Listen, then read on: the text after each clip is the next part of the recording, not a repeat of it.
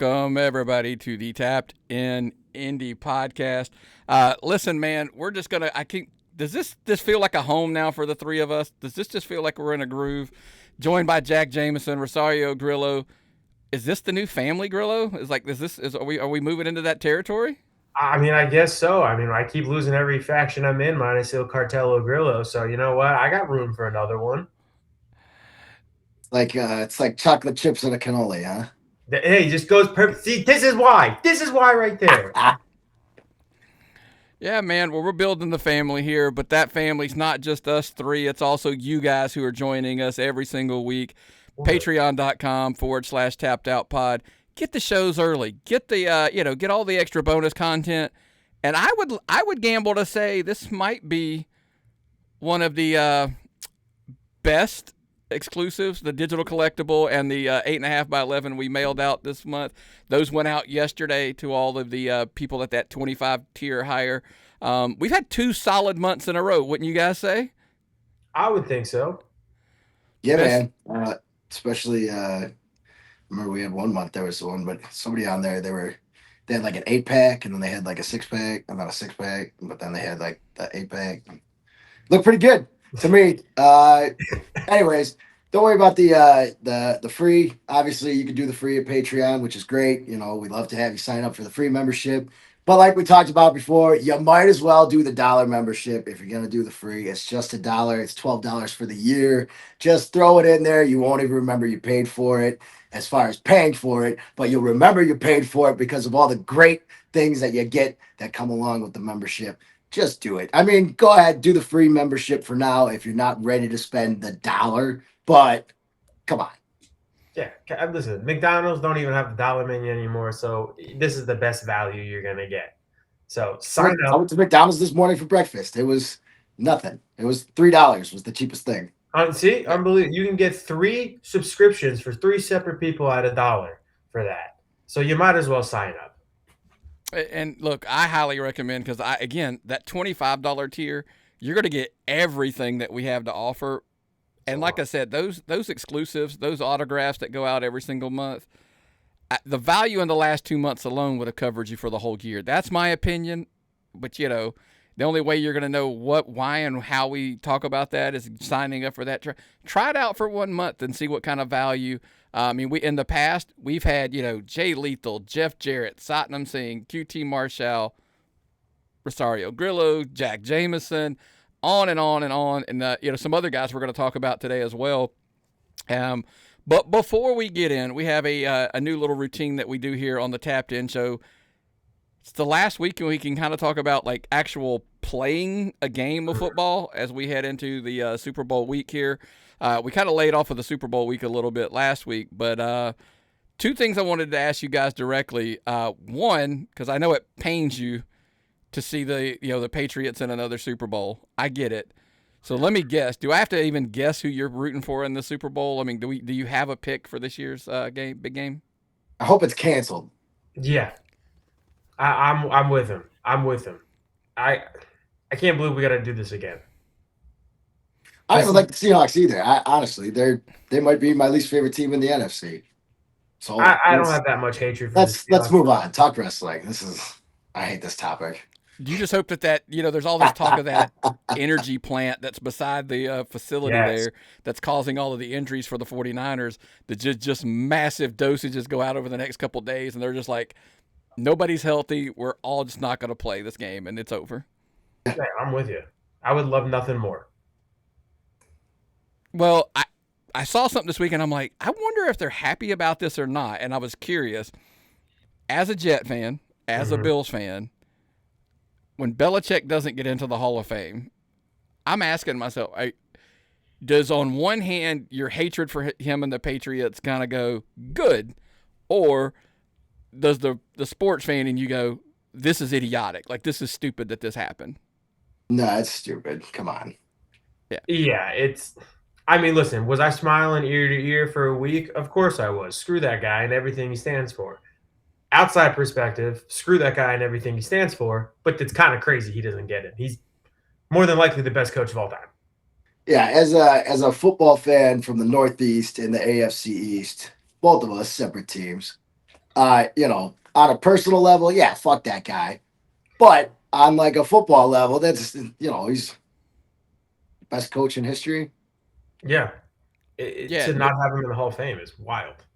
Did you see the graphic? So I try to catch Pat's McAfee show every day, in clips. I watch it like I watch a lot of wrestling. I usually jump in at about 1:30 or so, and then just kind of can zip through the sports I don't want to hear about and just whatever.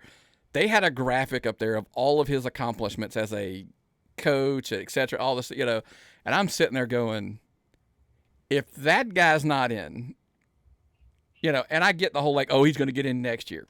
Doesn't matter. At this point, you set the precedent. Like, you can't let any other coach in his first year of eligibility and have any credibility at this point going forward. I'm like, that's just stupid. Do they just need to overhaul the system? Political. It's all political too. There's rumors of, since it's the writers who helped voting him in, they wanted to get one last laugh on Bill because he always made their listen. It's stupid. Guy should be in the Hall of Fame. When you think of a first ballot Hall of Famer, it's Belichick. But yeah, there's bigger people above me who have say in that. Yeah, I don't know, man. Well, like I said, it was something that was in the headline, so I actually wanted to make sure we got into that a little bit. But now let's just transition right into the headlines of this week when it comes to the Georgia wrestling scene. And man, boy, was it ever. And listen, let's start right out of the gate. Our boy here, Grillo, massive news. Massive, the story, I think, it posted yesterday, but we wanted to get it out there to our audience, man. We're proud of you, man. That's a huge story yesterday. That's huge. So go ahead and break the news out to our listeners who may have missed it on social media. Yeah, if you've been living under a rock and you haven't been paying attention to 1FW social medias, Rome, Georgia, we've been hyping it up. It's going to be one of our biggest shows ever, one of our biggest shows of the year. So first and foremost, 1FWlive.com. Get your tickets, get the VIP packages. There's a lot of names who got introduced, including Orange Cassidy, who will be making his 1FW debut, tagging with Harley Cameron against yours truly, the big cannoli, Rosario Grillo. And she gave me a list. I'm going to have to go through them all. I got to go through all of her names again because she's going to hit me otherwise if I don't, and I don't feel like being hit again. We got the Sauce Boss. We got Michelangelo's Muse. I'm not saying one of the ones she gave me as your favorite wrestler, but I guess I'll say it just because this is a momentous occasion. My favorite wrestler, Valentino Rossi. I mean, the day after the Canol's birthday, so we're going to be snacking on Canoles all day. We're going to be whipping some AEW behind and show them what One Fall's all about. Guys, and the tickets, come on. I mean, you got to sign. You got to get your tickets now. What else is going to get announced? That's only the first match. The VIP tickets are limited. I saw the post yesterday. They are running low, so if you want to get them, 1FWlive.com, because Jameson, it's turning out to be a heck of a show. We broke the story last week. Andrade was coming, and now this, and then what we've already got. Hey, man, and that, there's going to be a steel cage match that's already been announced. Who's in it? We haven't figured that out yet. They haven't said. But there is a steel cage match coming. So, big things. And then, obviously, they just announced yesterday, Glacier will be there. Tony Schiavone, Jeff Jarrett, Arn Anderson's homecoming. Obviously, Arn will be there with his son, Brock. Speaking of Tony Schiavone, I guess I got a little bit of a bone to pick with him. I don't know if you haven't, Triller app, watched One Fall. All of her shows are on there. Wednesday after debuts on Peachtree Sports. Tony Schiavone, I came out for my match with Vari Morales for the Breakout Championship, and boy, you'd have thought I kicked his dog. If you haven't listened to it, boy, he had some mean things to say about the Canol. Unbelievable. I'm going to have to talk to him on the 21st. Did you kick his dog or something? Like, what's up with that? No. Like, I heard it, and I wondered the same thing. I'm like, what did you do to aggravate him? Boy, I couldn't tell you. Is he just that way? Is he always aggravated? Listen, I get it. I mean, I'm not the nicest guy to be around sometimes, so I get it. I may have been a couple chips short of a good cannoli that day. Who knows? Well, it's shaping up to be a hell of a show, and I wanted to ask, like, if the irony that I'm about to say this is kind of how this card is stacking up. This card's stacking up to be actually, like, I dare I say on par with the center stage, like as far as like the what they're bringing in and all of that kind of stuff. It's a huge card, so make sure you get your tickets again. whatfwlive.com. Hey man, it's Art Anderson's homecoming, so you got to do it big, right? Got to do it big. Legendary. Come on now. Yeah, he's always been one of the favorites, especially when it comes to the talking and the getting in there, and then he's just the hell of a hand back in the day. And here's the thing: I actually used to joke about when I talked about Arn Anderson. People would look at me like I was crazy because they would ask me who was the most important member of the Horsemen, and I always said it was Arn. Like I didn't think it was the other people. I understand the Ric Flair argument, but I just felt like he was the glue that kind of held all those pieces together. And when he talked, Rick was so over the top sometimes in his promos that I felt like Arn brought it like to that serious level. So, yeah, 100% I agree with you as far as, you got to go big or, absolutely, that's what 1FW Live does better than anybody, right? When they go big, boy, they swing for the, they don't go for just the single. They go for the home run / grand slam, whatever you want to call it. So, again, check them out, man. But, yeah, when that story broke, dude, it was a kind of a cool thing to see that you're getting a big opportunity there at 1FW and the Rome show there. Speaking of big opportunities, let's get in a little bit. We're going to couple things all over the place here when we cut the headlines, but one of the big headlines is Action ran a big show in Noonan this past week, and Cruel defended the IWTV World Heavyweight title against Big Ben Bishop there. Two monster dudes, and I know we both had a chance to catch that match, and delivered as always, dude. I wasn't shocked when we saw these two guys. It was one of the shows I wanted to go to, but being 2.5 hours away and, with the potential blizzard coming in, we had no timetable at that point. But it was a hell of a match to see, and I know, Jameson, you saw it as well. What are your thoughts on Cruel versus Big Ben Bishop? Yeah, I checked it out. Unfortunately, Grillo didn't watch it, so I'm sorry, Ben, Big Provolone. I'm sorry. Ben, this guy over here not doing his homework. That's my Big Provolone. I don't want to disappoint. Well, anyways, even though Grillo didn't watch it, it was a banger. And you're going to have to excuse me. I had a match against QT and Hook Friday night, and there was about 100 kids screaming at me. I was screaming back at them. And then Sunday, spoiler alert, I had a championship match finally against Brady Booker, which lost my voice some more. And then there was another match, and I lost my voice some more. So it's finally coming back. Yesterday, I couldn't even speak, so you're going to have to forgive me. But Big Trouble Ben Bishop, baby. Get ready to get ready, because here comes trouble. Man, listen, that bell rang and Ben just went smashing right into Cruel. Bang, bang, bang. All of a sudden, we're on the floor. They're fighting on the floor. Cruel throws this massive dive, which, holy shit, if that guy's diving at me, I'm just going to move. Yeah, you squawk like a bug. I'm going to move, and I'm going to go right to the parking lot to my car, and I'm going to drive home. Forget that, man. And then the rest of that match from then on was just intense, hard hitting.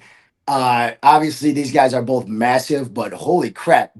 Does Ben have the biggest six-pack in the entire world? I've never seen a larger six-pack on a human being. That is insane. Ben has gotten so jacked.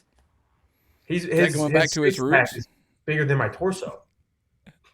I mean, I wanted to wait until we got your thoughts on the match, Nick. But if you want to talk about Ben's roots of being jacked, you want to talk about Body Guy University, you want to talk about BGU, let's talk about February 20th, our debut show for One Fall Wrestling in Griffin, Georgia. There's got to be a trios match. BGU reunited. Parker Lee, Jacked Jameson, and Big Trouble Ben Bishop, baby. What? I gotta pack my BGU shirt that day. Oh yeah, that's a hell of an announcement. That's kind of the cool thing here. Is just constantly we're going to hear this. But it's cool. Like I want to come back to it, yeah, because I do want to throw in my opinion here. You didn't even mention the chairs, the door, like this. It went all out. It was a no disqualification, just total chaos match. Yes, I thought the dive was insane as well. It's kind of one of those things where two guys could have went out there and just went super like, hey, we're going to do some big guy stuff and we'll go, it'll be what it is. But nope, those two guys went out there and were like, we're going to do something that people are going to talk about. They're going to remember. And I'm sure a lot of people went home that night, and that was probably the most memorable thing on that show, is they just remember these two monsters just absolutely decimating each other. But wasn't the only thing. Paul Walterhauser was in town as well, defending a title against Slim J, somebody we talked about last week a little bit. And Paul Walterhauser successfully defends his title against Slim J, which is a big win, especially here in the state of Georgia, where Slim is such a legend here. But Action doing what they do, going in, drawing a big house at the Arnold Middle School there. It's a fundraiser show they do annually. So to put two names alone like Cruel, Ben Bishop, Paul Walter, that kind of card together on there. Oh, by the way, Darian Bingston successfully defended the Action World title against Stunt Marshall, who's kind of become a viral sensation with that power slap thing. But Darian Bingston picking up a huge win there. It's kind of creating a ton of momentum. Action Wrestling just kind of on a roll as well, man, doing what they do, and with the star power they brought in for that show. Just a middle school fundraiser show, guys, and we're going to bring in Paul Walterhauser, Cruel, Ben Bishop, etc. Hell of a job to those, so I tip my cap to those guys, obviously for a great weekend. Come back a little bit to the one fall. I do want to talk about I know the Saturday show did get canceled. The weather came in. We got 6 inches of snow here at my house. It's such a variation all over the state. Hartwell is up in that corner where I don't know what they ended up with, but that's up in that corner where there were areas that got 6 to 8, inches in that corner. So obviously that show couldn't go down. But at Friday, I did drive over to the Buford show because I was so intrigued by it. And, Jameson, you were there. Hook and Giselle Shaw kind of make their debut at the Buford show at the Diesel Taps House. New venue. I was trying to do it in a good way, man. You're going to bring it up. But, QT, Marshall, and Hook take on Bryce Cannon and Jacked Jameson. Didn't go your way, but, I mean, hey, it's still a hell of a display. And, and you brought it up. Yeah, those kids just did not like you. What's up with that? I recognize some of those kids from some of our other shows. Buford's kind of central to Gainesville and Watkinsville, I guess. So you get a little crossover in Buford from the other shows. But yeah, these kids, they torment me, man. It's not fair. Some of them hit me when I'm on the floor. I should sue their parents. Exactly. This is, reckless endangerment. They could hurt me. Those tiny little fists and feet. It's dangerous for me. It's hostile. It's it's an uncomfortable work situation for me. I don't like it. These children have been terrorizing me now for over a year. And I'd really like some support here. Bryce Cannon did not give me the protection I was looking for. He failed as a pledge, but he is the frat daddy, so we are going to give him some more chances moving forward. Listen, sometimes you fail as a pledge for the frat house, okay? Sometimes we're always not on our best. Yeah, you know all about that, don't you, bud? I mean, you guys kind of threw me in there to the wolves, but hey, listen, these kids, these parents got to raise their kids better. I mean, you're attacking Jacked Jameson, but you're booing him too? I mean, what's wrong with you guys? It's like they don't know talent if it walked up and smacked him on the back of the head. Yeah, dude, there was this one little ginger kid that he kept he must have said it 100 times. He told Hook to say it to me. He told Sarah Barnett to say it to me. He's telling everybody, like, I wear my mom's bra. I swear to God, he said it like 100 times. I was like, I don't even know what that means, kid. And then when he was telling her, I heard, I'm knocked out. I'm half unconscious. I'm coming to, laying on the floor here. I got hit with a cutter from QT. And, I hear the kid tell, like, Hook, hey, tell me where's his mom's bra. Tell me where's his mom's bra. And I even hear Hook, like, he's not even wearing a shirt. How is he wearing his mom's bra? You stupid little ginger kid, moron. You got to give him pile driver next show. Maybe I'll call Warden. Warden's crazy. He'll probably drive for kids. Yeah. Well, don't. He's not crazy. Don't say that. That's true. He has new shirts now. Not crazy. If you have to tell people you're not crazy, a little bit, yeah. But yeah, dude, it was a great show. It was cool to see, Hook, Giselle Shaw both show up, make their debut there. Packed house, sold out. So again, they are gonna be back there February 27th. I believe that's the correct date. If I'm off, it's by a day or so, but it's that Friday. And so I feel like I should know that, but I don't. Sorry. I'm almost positive I'm correct because I would be corrected. It's February 27th. So there you go. I was just testing you. Yeah, you were just making sure, but don't make me question when I know it. I'm like, don't question me because you'll make me doubt myself. But yeah, they'll be back there. So 1FWLive.com, get those tickets. I mean, did they already go on sale? I think they did. Yeah. Yeah, grab them now because that it's really, small, intimate venue, packed it out, but those tickets are going to fly, dude. So you got to grab them as soon as possible.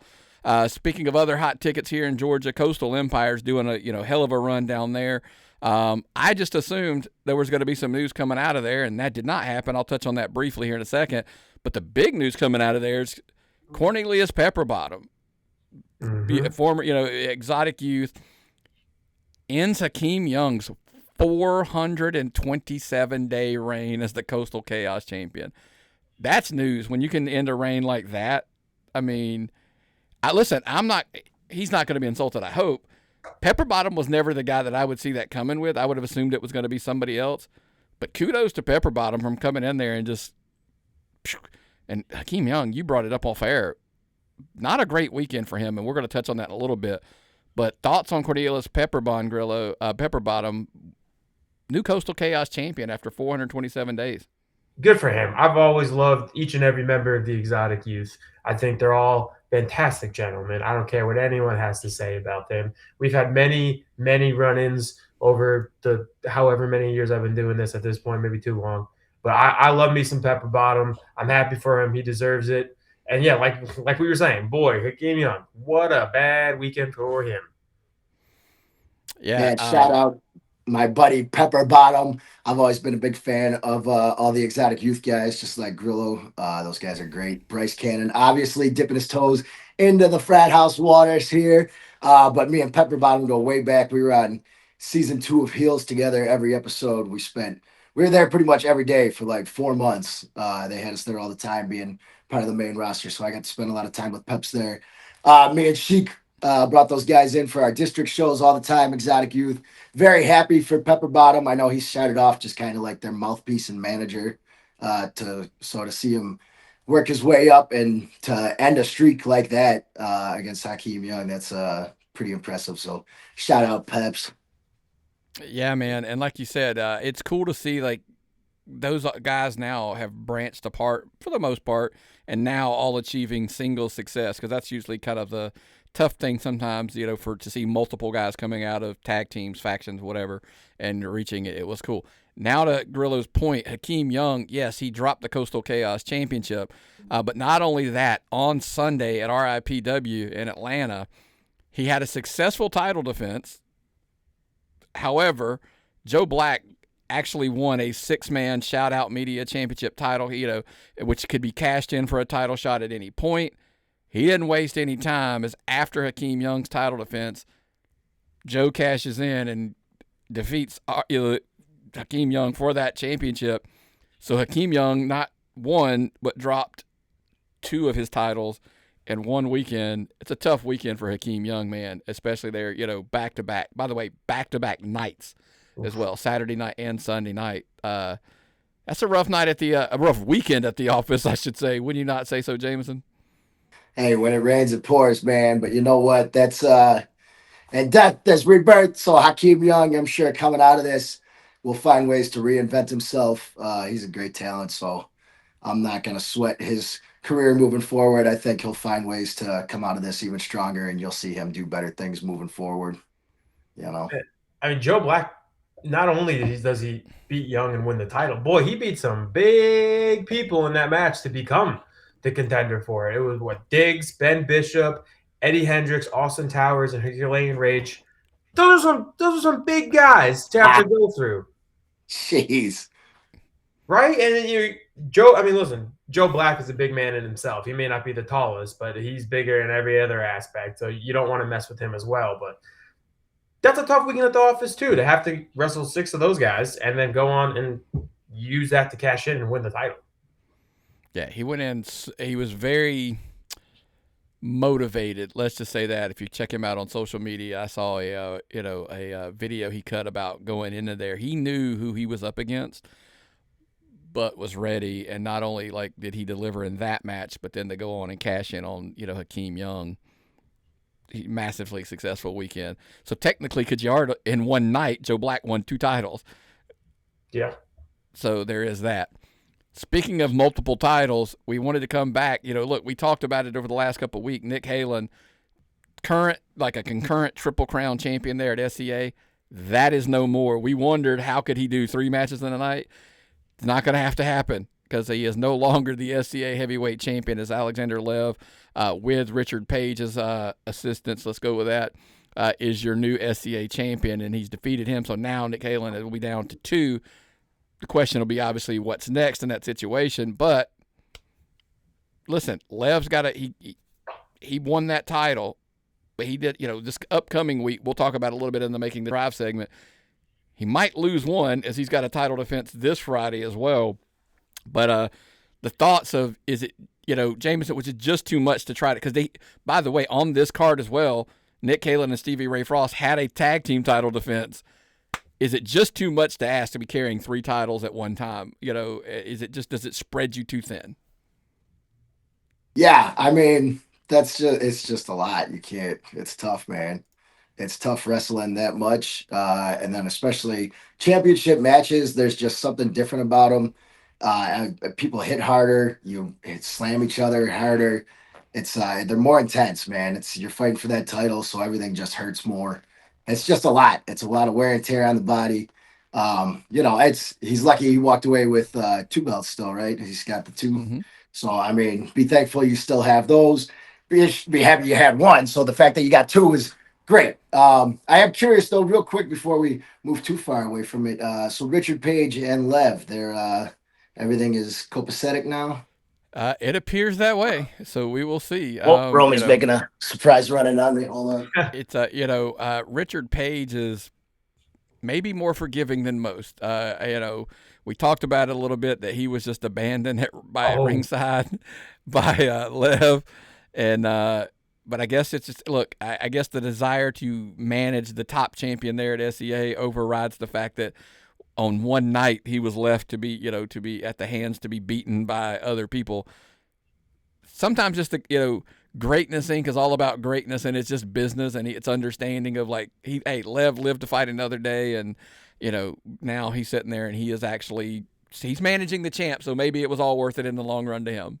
That's all I can say. I mean, would you agree, Grillo? Sometimes it's all about winning a championship.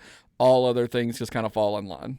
Yeah, listen, that's one of the hardest things to do in wrestling. So if you can nail that down, everything else should come easy. And like Jameson said, that's a lot of titles to have to defend from one company. There's people who have multiple titles across multiple companies. He's 3 times. Halen was 3-time in one place. So that's hard to keep up with. But yeah, I mean, Lev's one of the best there is. So it also doesn't shock me that he became champion. Before we get out of the headlines, I do want to talk about, we had to record a little bit early last week because of the ice and the snow and all that kind of stuff that came in. So I wanted to touch base on something that did happen last week. It's always cool. New promotion jumps in, United Pro Entertainment down in Kingsland, Georgia. They ran the Sunday evening when we recorded that Sunday day. New promotion. They had lots of big names on the card. I mean, they had John Davis, they had Hunter James, they had Alexander Lev. I mean, on and on and on. They had all these names in there, who were on the card. It was just supposed to be a test run. That's kind of all they wanted it to be, and then it ended up being like, no, we're going to run a full show. Good crowd shows up, a lot of momentum, very much entertained. I'm not really. I'll find out if we're supposed to hey, who's running this, this company and stuff. So I'm gonna find out hey, can we tell people who's running? It's funny in wrestling that sometimes it's hey, is it public who's running this company or not? I don't know, but whatever. So. But I have a lot of faith in the guys that are actually putting the show on, so wanted to give them a shout out. It's always cool for me, and I know you probably agree to this. Hopefully I say that, but hopefully that's the case. It's always cool just for the guys to have another place to work, especially if they're going to run on Sundays, because there's not. We can fill in those Sundays and give more guys opportunities. It's wild when it's another Saturday or Friday show when it's just everybody's competing at that point. But when it's another day of the week that guys can just get a booking, it's kind of cool for that. Just another place to work. I mean, that's a good thing for the indie scene, right, Grillo? I mean, it's got to be, right? Yeah, I mean, hey, the more places to work, the better the more chances you can get to get better. And like you said, it's the reps. And if if there's not a lot of Sunday shows, and now we finally got one on Sunday, and you're doing a whole Thursday, Friday, Saturday, Sunday loop, odds are you're going to get somewhat better in those 4 matches, and you're going to wrestle someone who knows a lot better than you, and you're going to learn from them. So the more opportunities for all of us, the better. Yeah, I love wrestling on Sundays, man. It's like growing up, that's pay-per-views were always on Sunday. Now it seems like pay-per-views are always on Saturday. So if there is an indie show on a Sunday, it's great. Get that wrestling in on Sundays. But yeah, I think a Sunday show is perfect because it's still people have the day off. So if you get it done early, people are willing to go out and support and hang out. As long as it doesn't go too long, we realized that at District, some of those shows went for forever. But we did love learning on Sundays. And then obviously we do the TV tapings for One Fall on Sunday, but that's once a month where it's a nice switch up. Sometimes we do our Monday shows, we do our Thursday shows, and those do pretty well. Because yeah, it does get tough Friday and Saturday. Sometimes I remember hearing Nick run through the list of making the drives, and that segment would take like 20 minutes in itself because there's just so many promotions running so many shows on the same days. So a Sunday show is great, and it's always nice to have another spot for everybody to go work. Yeah, listen, Sundays are great, and I'll tell you one of our favorite places runs on Sundays, and that leads us into this week's segment of, listen, they run on Sundays, they have a consistent schedule, they're on YouTube, and YouTube's become a thing where Jacked Jameson every week says, let's get it cracking, baby.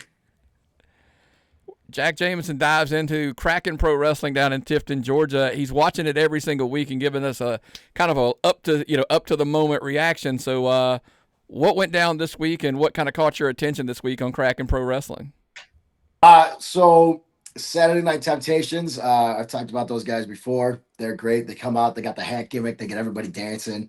And they use that fully. That's pretty much their whole shine. It seems like, which is great. I love it. I think that's, I said the same thing for Quick Drip. I think just go out there and dance and entertain. And if you have the fans, you have the fans. Also, CJ Shine. I'm sure you guys have seen the Starsky and Hutch movie with Ben Stiller and Owen Wilson. Does CJ Shine not remind you of the guy from the Dance Off, the cocaine disco Dance Off? Looks just like him.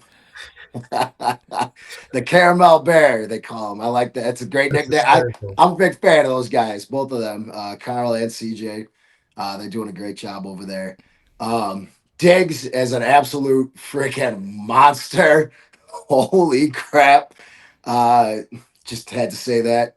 And then their main event was Joey Hyder and Jay Too Strong. I believe first time I've seen either of them wrestle, but I was actually very impressed. I think those guys have the best chemistry I've seen so far watching Kraken. I think that was the best match I've seen so far watching Kraken. And again, these are all just my personal opinions. I'm not giving anybody advice. I'm not telling anybody I know anything. I'm, nothing. It's just my personal opinions as a wrestling fan watching a wrestling show.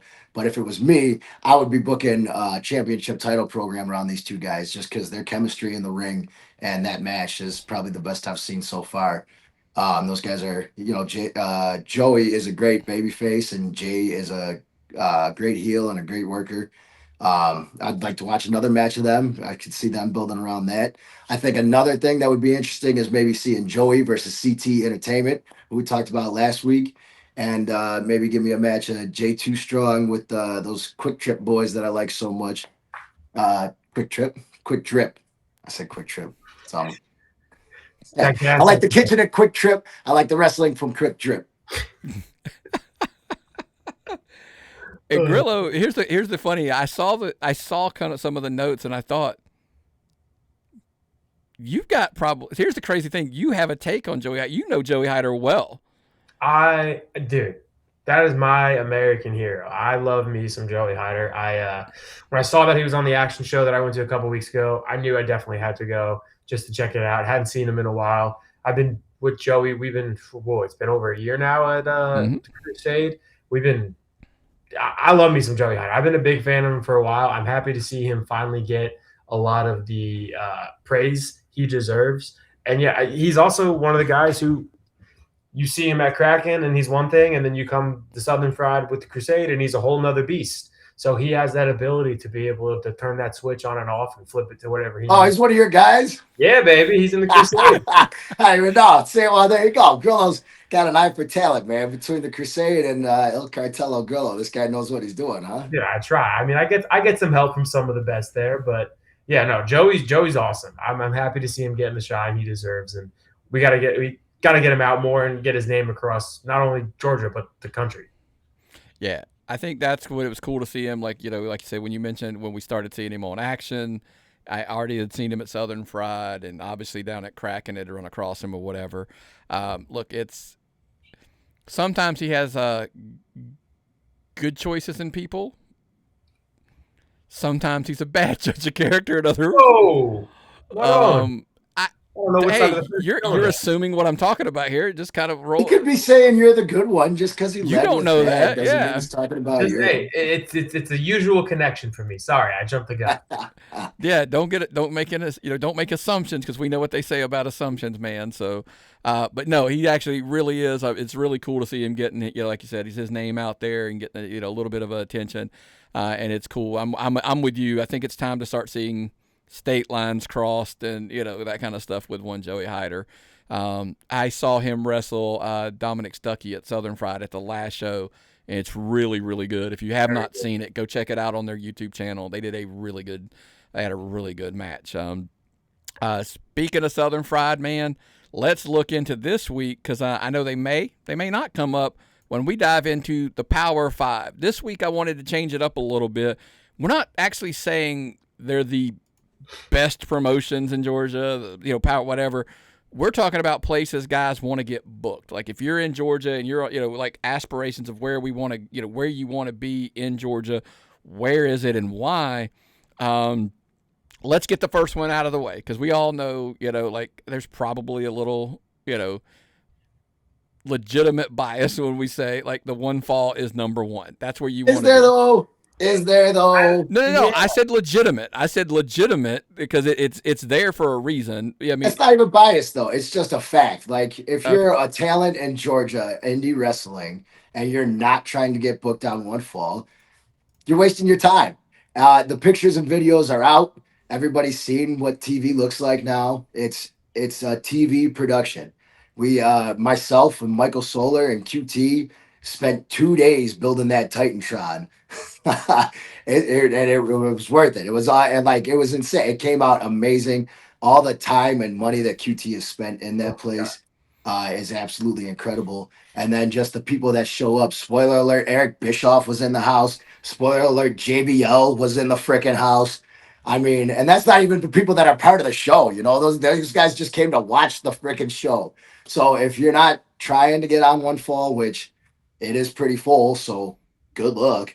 But that is the number one promotion to get booked on in Georgia, and I'm saying that you can call it biased if you want, because that's the only show that I do, and you got to be doing more shows in Georgia than just the one. But it's the best one, so.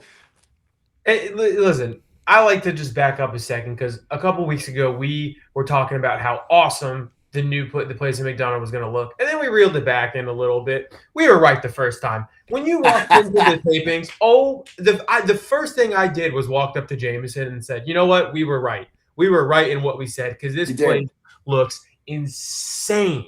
It did look completely different from the last time. I mean." That Titantron, I didn't even know that was there. When I walked in, my mouth was on the floor. So that was awesome. And then some shows run once a month. Some shows, if you're lucky, run twice a month. Most weeks, we run 3 times a week. So that's just from the sheer volume. And it's not a stagnant place. Friday, Saturday, Sunday, we're in different parts of Georgia. So you're making towns in Georgia and you're putting names all over the state while still under the One Fall banner and still wrestling, either the top guys in the state or the top guys in AEW. You never know who's going to show up on those shows. Top wrestlers in the freaking world. Yeah. So sure. Maybe it is a legitimate bias, like you said, because there is a legitimate reason for it to be number one. But maybe it's also a personal bias. I don't know.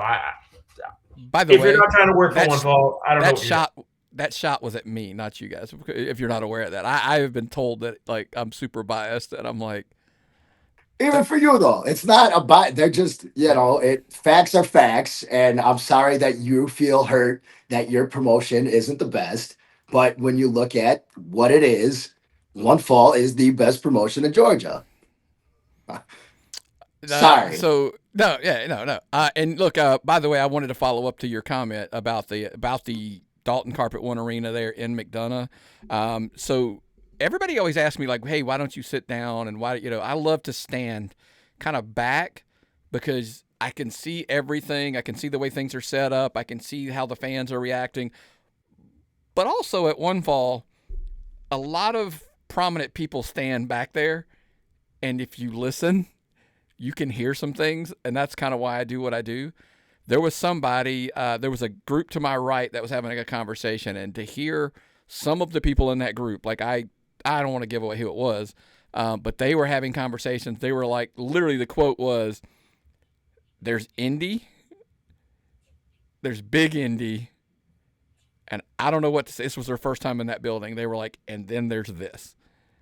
Like, this is not even like, they're like, this isn't an indie anymore. This is a TV product, whatever, So, and I kind of was in that conversation a little bit. And I was like, well, you got to go out and check out their other shows too. Cause I get it. Cause one of the misconceptions is they just bring in a ton of big names and so they're not really an indie. Cause and I'm like, no, but you got to go like see these other shows where there are lots of guys that are here that are indie guys, in Georgia that are putting in the work in all these towns and stuff, as well. They just get the advantages of from time to time, like you said. You might show up randomly at a Buford show, not even on the card, and the next thing you know, you're working hook, right? Like, you know what I'm talking about. Like, this, it can happen. I said that's When they just a bring in big names, so they're not a real indie, because no other indies ever bring in big names. Bullshit. Every indie brings in big names. We just have the ability to do it more often. I hate some of the people that have to sit there and just be miserable all the time. It's not the worst thing in the world that we have a better show than you. It's okay. Just worry about your shows. Everybody's always crying. There's always excuses. It's yeah. always something else. And how Just you just do your thing. And listen, I think that's kind of part of this list does that. I think that's kind of what makes them who they are.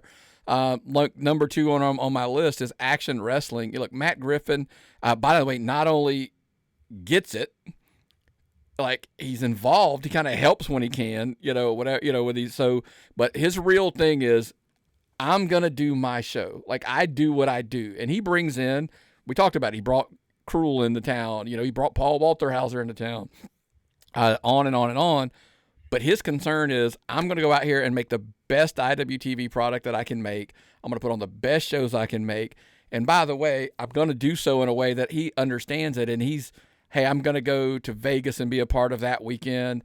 I'm going to partner with these other wrestling promotions. A man who's not afraid to work with other people to try to make the whole product better, not his product alone, but everybody's product better. And I think that's kind of why I always tell people, like, I think Action's a place you want to work because you're gonna get on IWTV. There, those people watch. They have promotions all over they're watching that network for a reason to kind of see new opportunities, talents. But it's also about making a connection with guys who can connect you with another place somewhere else in the country, and that kind of stuff pays off. And that's why Action makes my list. Definitely. I mean, if I'm a talent in Georgia indie wrestling, I'm trying to get on an Action show for the simple fact that they do bring in big names. They bring in big names. Oh. Yes, they bring in big names, which is great because you get the opportunity to work with those people. And he does. Matt treats it like a big production. They have their shows on IWTV, which are really done well.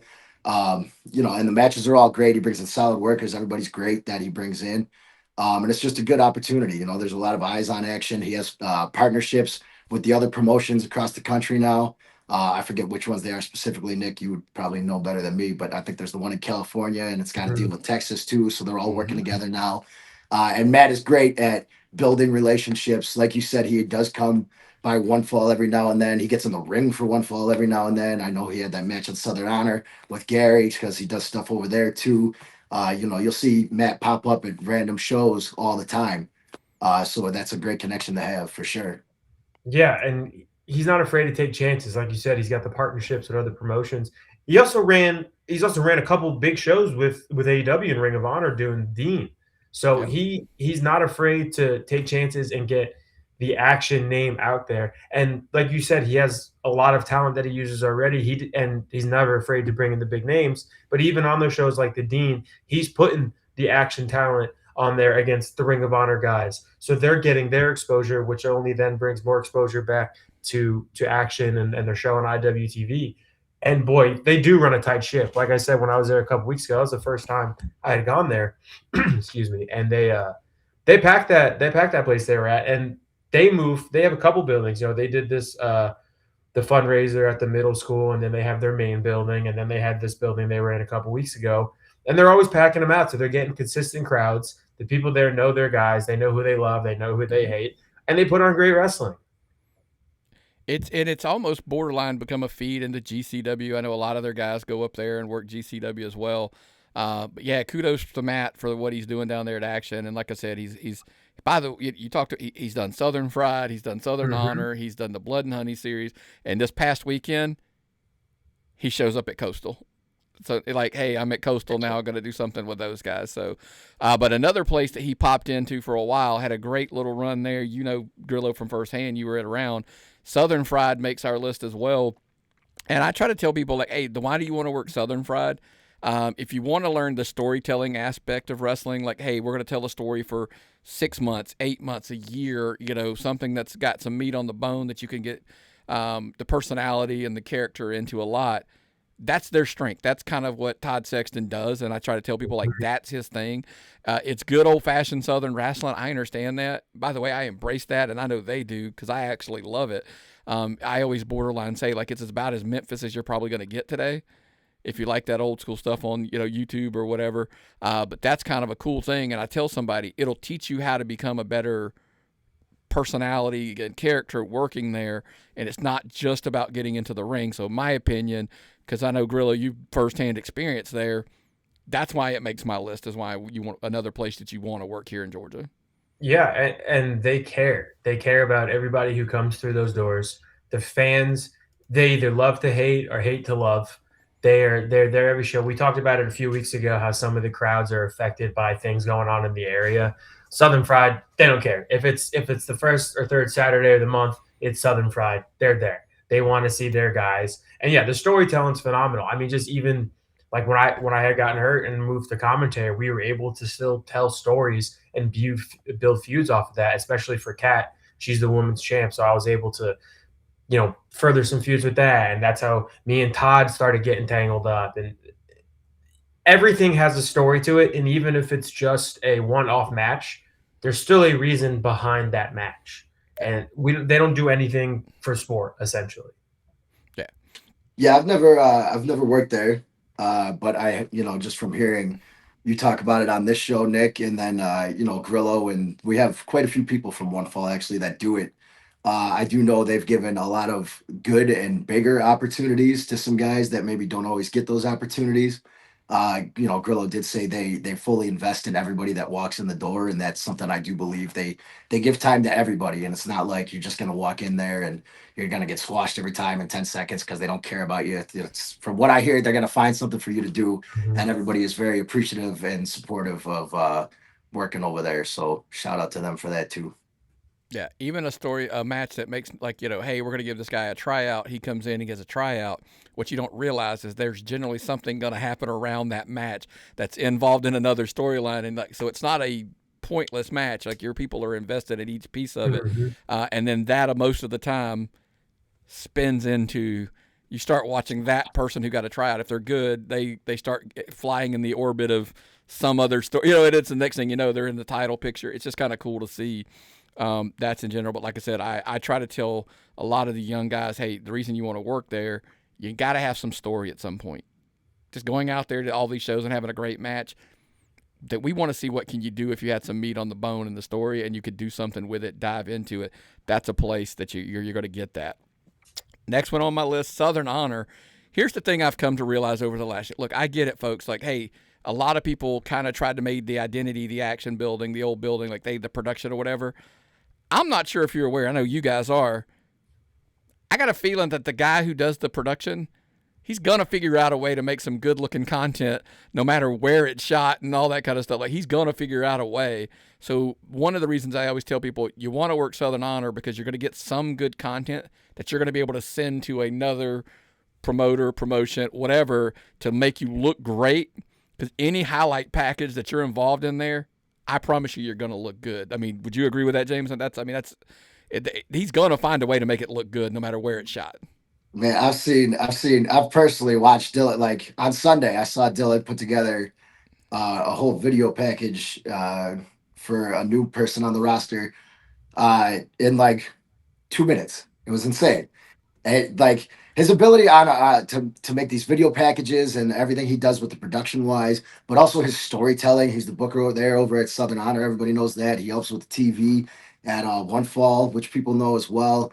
Dylan's mind for wrestling is amazing. So yeah, I mean, if you can get on Southern Honor, that's you're going to be learning not just the in-ring wrestling and the character stuff, but Dylan will also show you the importance of those video packages and backstage things like that, and really like social media and how to push that stuff. He's great at all those things. So yeah, Southern Honor is that's huge for it's honestly doing Southern Honor and you get those video packages, it can help you get booked on other places because you have those video packages now and you can put those on your social media, put those out there. People see it. You can take credit for it. Forget Dylan, just tell him you made it. No, I'm kidding.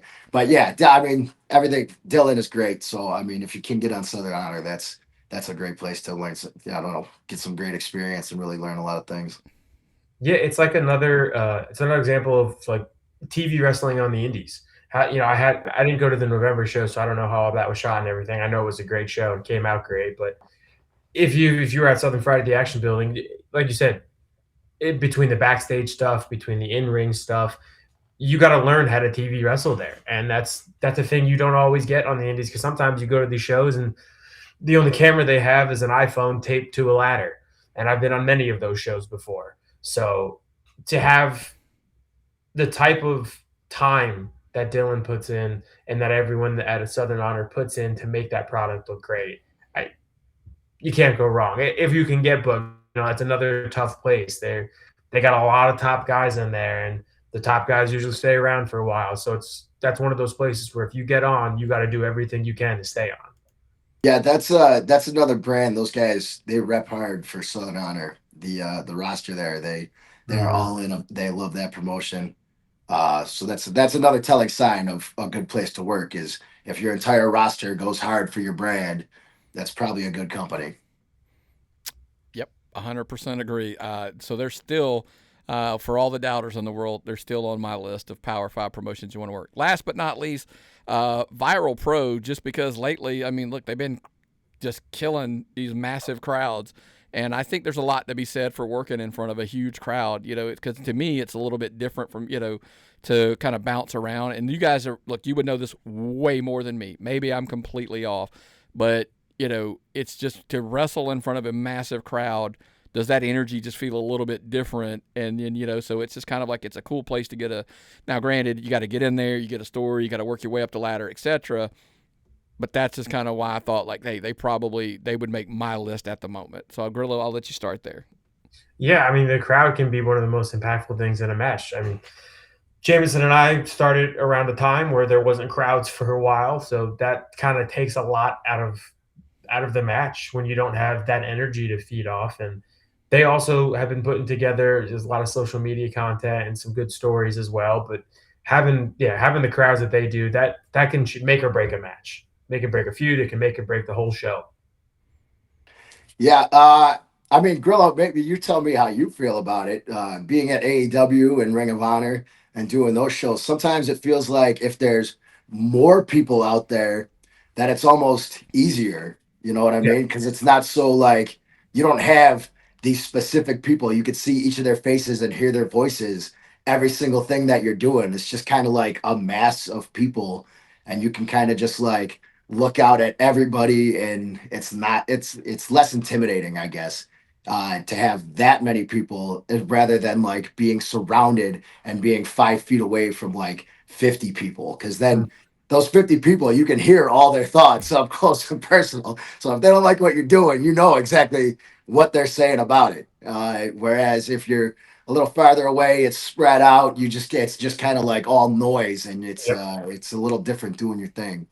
Yeah, working in front of a huge crowd, and that energy too. You feel that energy, you come out there, and it just gives you more energy. Something about that, but yeah, it definitely helps working in front of those huge crowds. And Viral Pro's been doing a great job with that. They've really stepped up over the last couple of years. They've really turned themselves into a big deal promotion. Yeah, they went from almost being, a lot of people were starting to write them off, like, hey, they're just not going to be around. And next thing you know, now they're, they've got it. Their production level has stepped up as well. We don't want to take anything away from that. Now they have a show on a streaming platform as well. You can go check that out as well. But yeah, they've kind of come a long way. So our Power Five: One Fall, Action, Southern Fried, Southern Honor, and Viral. That's kind of let me phrase it, my Power Five at the moment. I'll clarify just to be sure. And that's this week's category. Now let's jump into the fun segment that we have kind of jumped into here, where we're kind of getting into a lot of the non-wrestling takes of Mount Rushmore items, And, it's funny. I've kind of turned it over, letting you guys pick some of these on a weekly basis. And because somebody asked me, like, hey, how do you come up with these? And I'm like, blame that guy. He was the one for this week or whatever. And not in a bad way. I'm actually giving credit more than anything, because it's become one of the most entertained, talked about segments that we have. This week, cartoon dogs. Like, cartoon dogs, yes, we have a list of cartoon dogs that are on our Mount Rushmore. We always usually start with James Grillo. Let's start with you and get you started on your Mount Rushmore cartoon dogs. J-Mo or me? You. I'm going to go with you, Grillo. I'm going to start with you. All right, let's do it. I'm going number one, Scooby-Doo. I mean, come on. Scooby-Doo, I grew up on that show. I grew up on that cartoon. It was great. I love a pup named Scooby-Doo. That's an easy one. I feel like I didn't say number two. Cat would kill me. So Snoopy, also iconic. You can't go wrong picking Snoopy. This is going to be the first one where I use the Mount Rushmore aspect of it, because there was just too many good choices. Spike from Rugrats. I was a Rugrats kid. That one scene in the movie with Spike and Tommy and Dale. What a tearjerker. Courage the Cowardly Dog. He may not been the best dog, but boy, he was always trying to save Miriam's life and get him away from all the creepy stuff. Another show I grew up on. And then Pork Chop from Doug. These are dating me a little bit, but Pork Chop was a great sidekick to Doug, especially when they would turn into the little superheroes that they were. You can't go wrong with any of those choices. When you guys do your Mount Rushmore, you specifically, more so even than Jameson, it reminds me how old I am. Because your list resembles my kids' list, like what they would be. So it makes me feel super old. Hey, they can old the 90s kid. What do you expect? I get it. I understand. I'll do mine, and we'll end with Jameson. I'm going to do, obviously, Snoopy. Same actually reason, Grillo. My wife is a huge Snoopy fan, like sweatshirts. And, she, I don't know if you know, on Apple TV now, if you actually like let it sit for a long time, it goes to like a screensaver. It's Snoopy. Like on our thing. Like, that's how much of a fan she is. So Snoopy's going to be on the list. Crypto, because I'm such a Superman fan, obviously. Luckily, he did make cartoons. There's movies and all that kind of stuff now. Scooby-Doo's the obvious. I think that's on everybody. That dog has lasted for generations.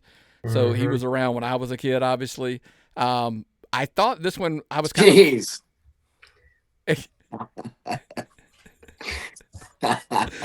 Brian Griffin. Yeah, exactly. Brian Griffin. Seemed to get a controversial take on here. And I wanted to ask, why so? I was shocked he wasn't on your list. He's a bad dog. He's a drunk. He's a degenerate. He covets his best friend's wife. Thou shalt, one of the commandment things. I think you were right. You had it right there. Yeah, you had it right. He's a bad dog. He's a bad dog. Yeah, I agree with the take. Funny dog sometimes, sure, but also more humanoid than dog too, I guess. Yeah, for sure. I mean, listen, would he be part of the frat house? For sure. But he's a For bad dog. sure. And last but not least, a dog that helped entertain my oldest daughter for years when she was a kid. Clifford the Big Red Dog. Like, look, would he be on my Mount Rushmore in the sense of, for me personally watching? No. But the amount of tasks I got to accomplish in my lifetime because of Clifford the Big Red Dog, he's making my list. Now, let's end with the wild man himself, Jameson. Who's your dogs? Listen, I picked the category. We'll throw that out there. This was my idea. And I got to be honest with you, this is probably the hardest decision I've ever had to make in my entire life. Cartoon dogs. Number one, he's on everybody's list, Scooby. He's, Scooby Doo. He's timeless. You say, if you ask anybody to name a cartoon dog, the first dog they're probably going to say is Scooby. Uh, Number two for me, Goofy. Big Goofy fan, Goof Troop movies, the TV show. When I went to Disney World as a little kid, I had a little Goofy hat. The brim was his nose, and then I had the little ears on the side. I wish I still had it. I'm gonna find that for you. Hey, let me know. Three is Snoopy. Again, iconic. All three of them, really. This isn't my list. I could go obscure references, who I love the most, blah, blah, blah, whatever. I just went with the top dogs and cartoon dogs, and you got to hit the big hitters. So number four, I'm bringing in, not mine. I didn't, I'm too old for it, but Bluey is everywhere. You can't go anywhere without seeing Bluey. It's in every single store. There's a Bluey something. It's so over that we have Bluey items in the house for Romy. Romy's favorite show is Bluey. We put it on the TV when we leave. So Bluey's making number four because Romy will kill me, much like. And then number five, I did have to sneak a personal favorite in there, Santa's Little Helper from The Simpsons. What a good boy.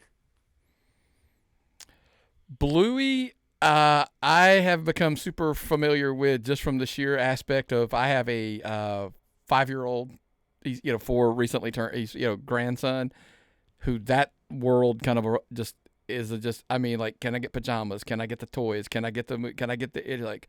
Okay, Christmas is easy. Let's just walk into the Bluey department and buy everything and just throw it in a thing and we're good. But yeah, man, hey, cartoon dogs, we would love to hear your list, tappedoutpod@gmail.com. Send those in. And I know there'll probably be a lot of debate across the board on that one. That one's people are passionate about their dogs, real or not. Right. So that'll absolutely be the ones I bet we get more emails on that one than anything we've ever done. Hey, before we get out of here, let's take a quick jump in the car, head around all over the state. It's not a super heavy weekend, believe it or not. I was kind of surprised when I looked at the schedule. Let's make the drives and look at what we got going on all over the state of Georgia. Obviously, starting Friday, Southern Honor, we've mentioned it a couple times here. They return back to Reformation Brewery there in Canton, Georgia. Bell time's 8 o'clock, headlined by Alexander Lev defending the SHW title versus Bryce Cannon. Somebody that you guys know too well. It's a huge opportunity for Bryce Cannon. Frat Daddy, I'll tell you what, if he wins a title, maybe he gets in the frat house. We'll see. I think that's a huge win. That would be a huge win for him across it. Maybe. Two other guys you're super familiar with, the Infantry, they will be defending the SHW tag titles versus the Skulk, who have made their name down in Action Pro Wrestling, but have come in over the last few months and shows there at the Southern Honor. Against Skulk is great, man.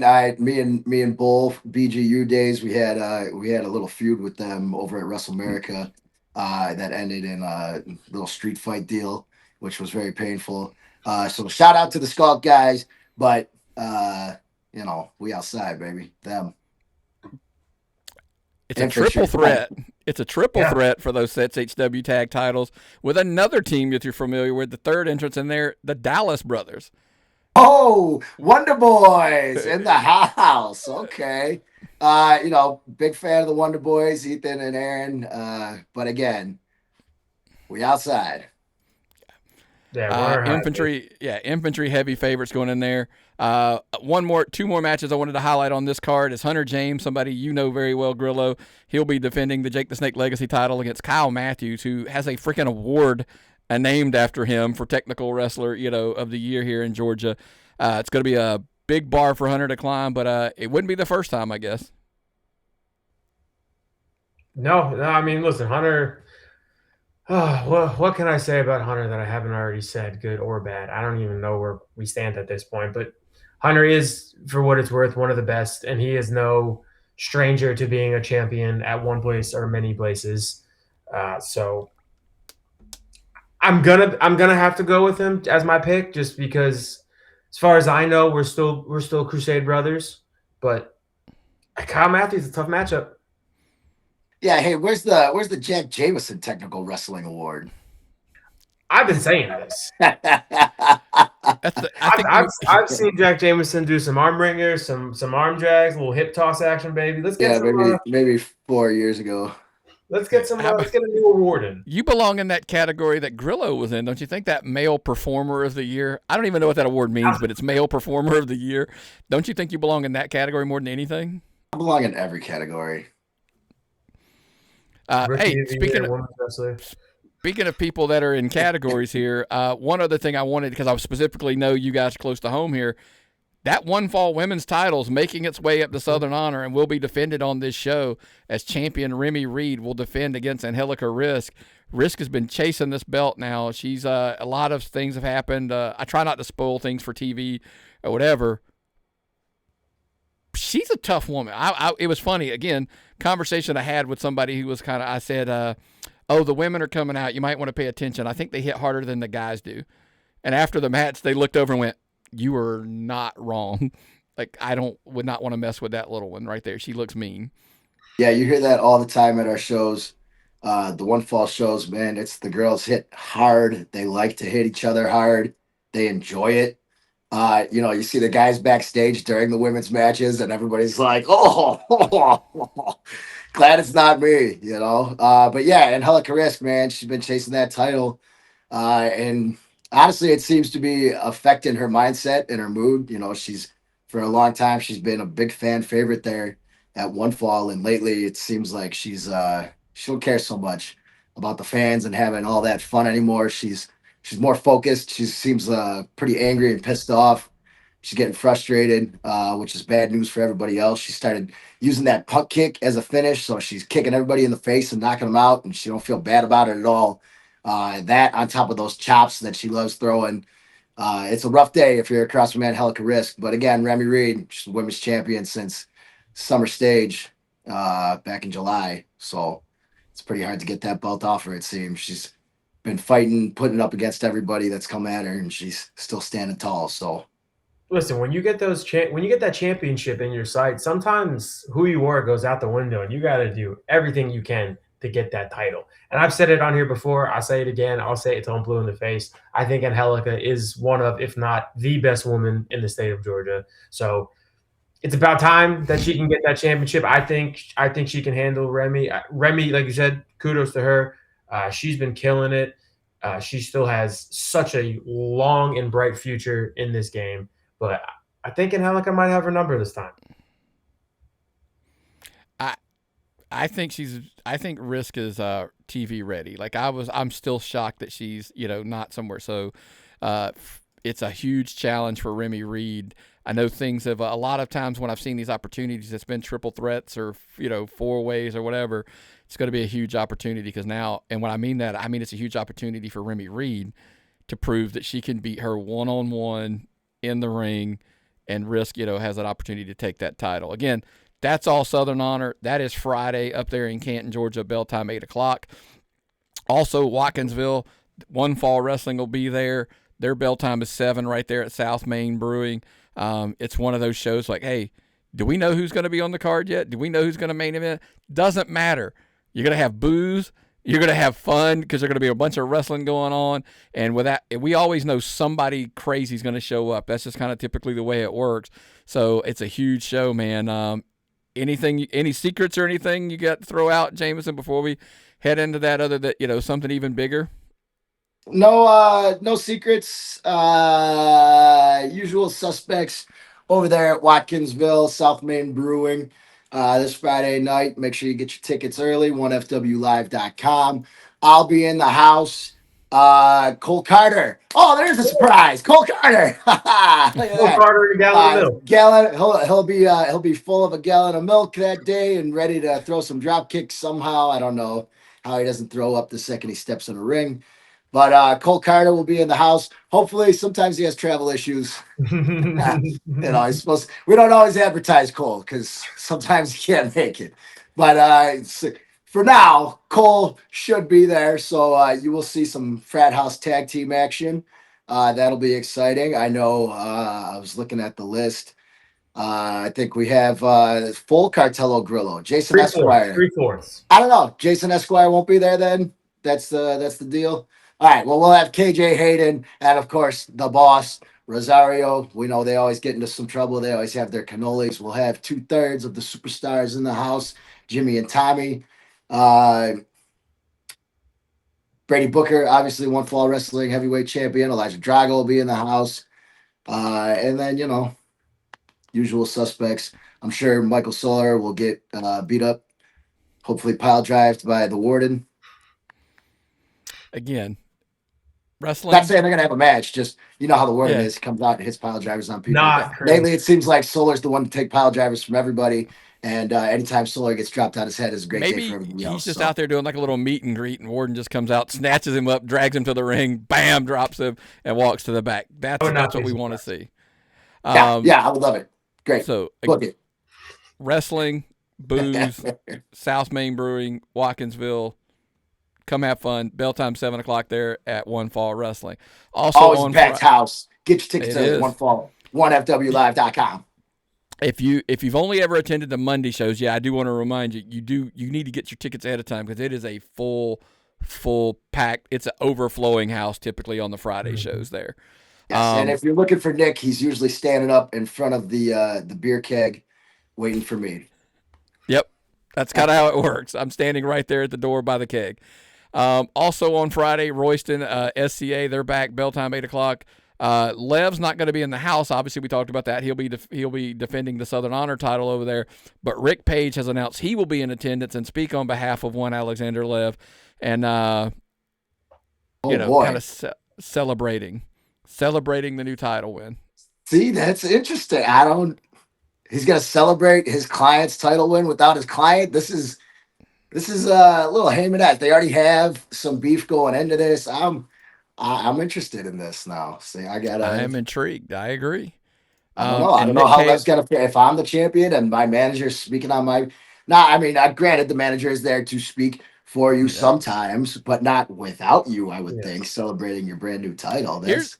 I'll ask you the question. Rick Page is going to be out there speaking on his behalf, knowing Lev's not there to watch his back. He's done. And by the way, does something happen to Rick Page again because he's put himself in harm's way or been abandoned by Lev, who's over defending? I get it. Lev's defending a title. Maybe your best move is not to go out there alone because obviously you've created a lot of enemies. Just saying. And especially being outnumbered when the whole situation is Lucas Da Silva and John the Body Johnson are a unit who will be there. And that's who you have, their sights are on you. So why would you do that to yourself knowing you put yourself out there? I would watch our backs on Friday if I'm one Richard Page. Yikes. Nick Kalen, another guy. We talked about it. He's already dropped one belt. He's down to the 2. He's got the tag titles and the Friday Night Championships.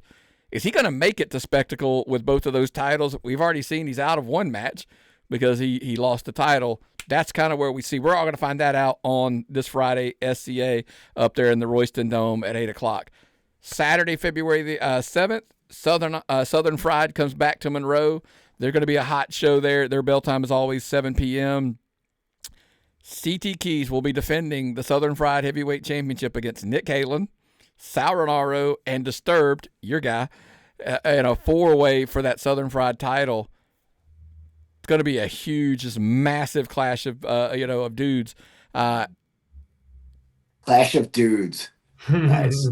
That's a pay-per-view name. I was gonna say that's a WCW pay-per-view name right back in the day. Clash of the Dudes. It's like the Dynamic Dudes and stuff or whatever. Like that would have been it. The Dynamic Dudes had worked their way up to be a tag team, to go in for the world title, and that's the pay-per-view name where they had the Clash of the Dudes. Nice. Putting it together in one way or another, but. So CT Keys will be defending that title. Dominic Stuckey and Hunter James are going to take on. It was supposed to be Pat Roach and Christian Taylor. That was the announced match. Since then, we have learned that Pat Roach is injured. So, any insight? No, and I wouldn't even want to be in this match if I was allowed to go. I'm good. I don't want to. You do it. You do it.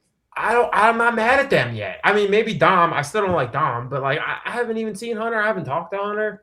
Yeah, the best way to work through your problems is punching each other in the face. You do it. Go team with Christian Taylor. He's crazy anyway. He could be a good addition to Il Cartello Grillo, possibly. He's a little psychopath. He could chop people up for you. I was gonna say he's the great hitman. He's the hitman of the group. He's got the gloves already. You. We'll find out who will Pat Roach's, substitute, fill in, whatever you want to call it. Aren't you Pat's partner? That's a perfect fill-in. Grillo, book it. Call whoever books the shows. Grillo's coming. He's on his way. We got other members of the Crusade who could be in there too. Joey. Like Teo's hurt too. Everybody's hurt. I don't know if I want Joey with my Joey Hyder is an All-American hero. That's yeah. But then don't watch this one. There you go. Last but not least, highlighting it out, Jacob Ashworth's taking on Billy Buck. If Ashworth gets the win, he gets a Southern Fried Championship match. If Billy Buck wins, he gets David Manders gets a match with John the Body Johnson finally to end this argument that's been going on for a while. So that should be a good one. So again, good triple header card. Oh, by the way, the tag titles on the line. Jaden Vane, Xavier Cross, they'll be taking on the Dallas boys there in Southern Fried, who are getting boys. Think about that. 2 tag team title opportunities in one weekend on Friday night and Saturday night. They'll be at Southern Honor and Southern Fried. I hope they lose both matches in 5 seconds. It's a possibility with the talent that they're in there against. That's for sure. But they're gonna hit that electric gig in the sky, baby. I promise you. Those are. I believe the Wonder Boys. Those are my guys, man. Come on. Southern Fried Championship Wrestling, Monroe, Georgia. The bell time there is 7 p.m. That is everything as far as the shows that I have on the books for this weekend. Remember, promotions, if you want to make the list, get me your information at least the week prior. I need a little time to get your poster and your card put together and all that kind of stuff. Cash at me a Grillo. Yeah, exactly, because we got to share it so everybody knows what's going on. Check us out, man. And by the way, every single week we still tell you, the Indy Rewind's not gone, even though we're doing the headlines here. The Indy Rewind Making the Drive is in written form in a PDF on the Patreon page, patreon.com/tappedoutpod. It's, by the way, it's part of the free tier. Like, we don't even charge you to get it. Like, shocking, right? But it's you're getting now, even at the free tier, you get the shows when they're released to the public. You get the Making the Drives. You get, Indie Rewind posts. You're going to get the TV reviews that we're doing every single week, all of them as much as possible, even the PLEs and the pay-per-views. Look, just start bumping up, man, the $1 to get the show notes, because you kind of see how we're thinking and what we're thinking in the show notes. The $5, you get the show early before everybody else. You can start talking behind people's back, going like, hey, man, you know what I heard this week? I heard da-da-da-da-da, and they don't even know yet. Yes, and that's a good feeling to hold that. If you know something that other people don't know, that's a good feeling. Makes you better than them. Makes you better than other people for knowing information they don't have. And they have to wait to get it. They have to wait a whole 24 hours. You're smarter than them for a whole day. Yeah, you're the epitome of a smart mark for 24 hours until they get it later, right? Again, great promotion. But the $10 tier, you get that digital collectible. The $25 tier. Here's my argument. I can't understand why, if you're a diehard wrestling fan, why you're not at the $25 tier and getting that free autographed, 8.5 by 11 every month. We're dropping them in the mail every single month, and I dare say, like, the value alone you get as that alone is worth the $25. Easily. Especially, some of the some of the guys we're pulling out on a weekly basis. Listen, I thought we basically underpriced it for the last couple months, but that's just my opinion. You should have been paying more. You should have, it should have been $50. Who knows? But anyway, all of that and more at patreon.com/tappedoutpod. We appreciate you guys listening and watching every single week, whether it's on YouTube or whether it's on a podcast platform or wherever. Even if you're just sitting there watching it, like I said, right there on the Patreon page. It's more fun when you guys are part of the thing, send those emails, tappedout by Gmail. Maybe next week we do like a mailbag episode so people can send in just a bunch of questions. Because the amount of shows is a little bit less, so it'll fill in some of that time. Let us know what you think of the format. We're having fun doing a lot of different stuff. So we appreciate you guys tuning in every single week.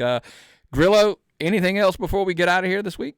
I said it last time. We'll say it again this time. Just, if you go out to the shows, support your favorite wrestlers. Go to their merch tables, buy their shirts, get the 8x10s, support their online shops if they have one. ProWrestlingTees.com/Grillo for me. I know last week we came out with a brand new shirt for Jacked Jameson and the Frat House Baby. So go on, shop AEW, get your shirts there. And 1FWLive.com. It's the best place, best show. Get your tickets there. You never know who's going to show up to these shows. And hey, the Canola is going to go against Orange Cassidy with Mafiosa and Harley Cameron. I mean, come on. Get the tickets now, Rome, Georgia. Jameson? Yeah. And also not to skim over it, but Clash at the Station is coming up February 28th. That's going to be a massive show. During the day, there's going to be a watch along with Jay Lethal, Jeff Jarrett will be there. Harley Cameron, Billy Gunn, QT Marshall, obviously, will all be there. They're going to do a watch along where they're going to watch some matches. They'll talk about the matches. You can ask questions. It's a whole day's event. And then, of course, we're going to do a wrestling show at 7 p.m. I believe it is a TV taping as well. So make sure you get your tickets to Clash at the Station in LaGrange, Georgia, our debut show there. I don't know the ticket link for that specifically because it's not 1FWLive.com, but you can go to 1FWLive.com and it'll take you to that ticket link to get your tickets. Make sure you do so. Go to the watch along. It's going to be an incredible day all day long of wrestling with some legends. And obviously our full roster will be there, and it's going to be a great time. Check me out, Instagram, at Post Malone, on Twitter, Jacked Jameson, because sometimes I would get not tagged because they didn't know it was Post Malone on Twitter, and Twitter's very finicky about what you tag.